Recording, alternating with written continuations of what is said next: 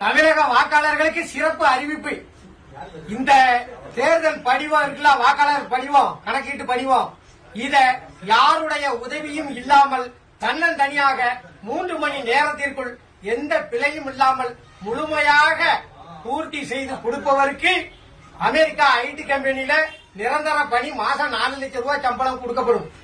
அப்படி போக விருப்பம் இல்லைன்னா இந்திய தேர்தல் துறையில் உங்களுக்கு உயர்ந்த பதவி வழங்கப்படும்.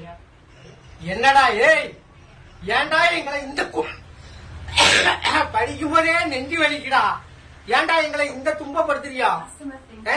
நீங்களாம் படிச்சுட்டு வேலைக்கு வந்தேலா? மாடு மேய்க்கிறவனுக்கு கூட நல்ல மனிதாபிமானம் உள்ள அறிவு வேலை செய்யுமே, படிக்க உங்களுக்கு அறிவே இல்லையா? இதை எந்த பையன் பூர்த்தி செய்வான்? போன தேர்தலில் ஓட்டு போட்டதே ஞாபகம் இல்ல. காலையில ஓட்டு போடும்போது கேட்பான், எந்த பள்ளிக்கூடத்துல போய் ஓட்டு போடணும் முடியுது. இந்த லட்சணத்துல மக்களை வச்சுக்கிட்டு என்னமோ அமெரிக்கா விஞ்ஞானி மாதிரி நாங்க இருக்கிற மாதிரியும் நீங்க, இது எந்த பயிலுக்கு புரியுது? வாக்காளர் எண்ணு, மயிர அடையாள எண்ணு, உங்ககிட்டலாம் ஓட்டு போடுறத விட பேசாம இருக்கலாம். நீ இல்லன்னா ஒரே அடியா அறிவிக்கிறீ, தேர்தலே கிடையாது, மக்கள் ஓட்டு போட வராண்டாம்னு ஓப்பனா சொல்லிட வேண்டியதானே. நீங்களே இருந்துட்டு போங்கப்பா, அதிபர் ஆட்சி முறையை கொண்டு வாங்க. எதுக்கு ஓட்டுக்கு 2000 கொடுத்து கஷ்டப்படணும்? என்ன சாதாரண, எனக்கு படிக்க தெரியாது, நான் எவங்கிட்ட போய் பூர்த்தி செய்ய? படிச்சவனுக்கே இந்த பாரத்தை பூர்த்தி செய்ய தெரியாது. என்ன கேவலப்படுத்துதிய நீங்க? ஒரு எளிய பாமரனுக்கு புரியாண்டாமா?